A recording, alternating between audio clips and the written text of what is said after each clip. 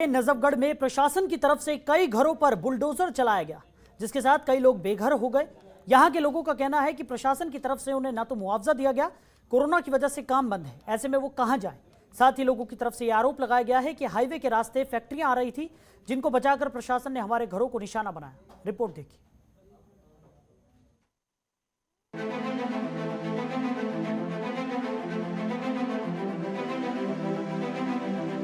दिल्ली के नजफगढ़ इलाके में नेशनल हाईवे बनाने के नाम पर लोगों के घरों, कॉलोनियों और मंदिरों पर बुलडोजर चलाया गया है। एडीएम की इस कार्रवाई के बाद से सैकड़ों लोग बेघर हो चुके हैं। बेघर हुए लोगों का आरोप है कि एक तरफ जहां कोरोना महामारी और लॉकडाउन में काम बंद है, हम आर्थिक तंगी से जूझ रहे हैं। ऐसे में अचानक एडीएम साहब ने घरों को तुड़वा दिया। लोगों का आरोप है कि महज कुछ दिन पहले ही उनको नोटिस मिला था। उनके पास इतना भी समय नहीं था कि वे कहीं और जा सकें। अब उनका घर टूट चुका है, वे भीख मांगने की कगार पर खड़े हैं। मैं अपने छोटे छोटे बच्चों को लेके कहाँ जाऊँ?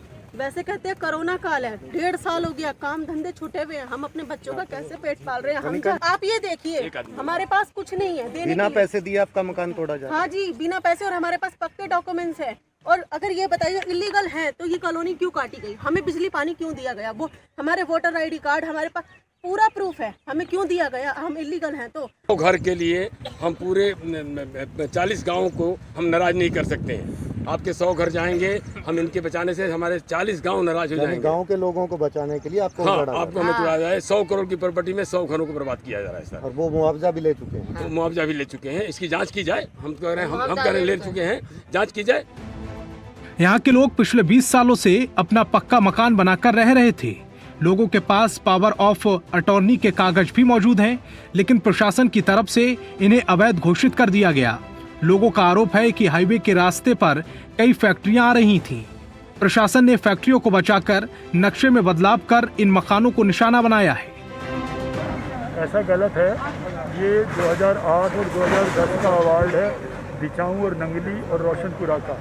ये आज जो कार्रवाई हो रही है, लैंड एक्विजिशन कलेक्टर की निगरानी में अवार्डेड लैंड है, जिसको डीडीए को हैंडओवर करके और वो national highway authority of India को हैंडओवर करेगी।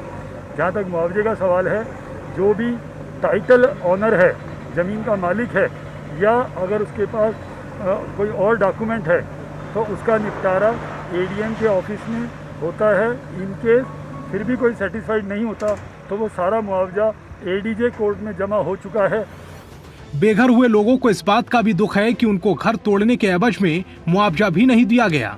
ऐसे में बेघर हुए लोग पूरी तरह से कानून, विभाग और जमींदारों के बीच पिस चुके हैं। वहीं प्रशासन अधिकारी इस कार्रवाई को सही बता रहे हैं। फिलहाल प्रशासनिक कार्रवाई के बाद पूरी कॉलोनी में मातम पसरा हुआ है। बेघर हुए लोगों को समझ नहीं आ रहा कि अब वो कहां जाएं और किससे गुहार लगाएं। जनतंत्र टीवी के लिए दिल्ली से मदन मोहन तंवर की रिपोर्ट।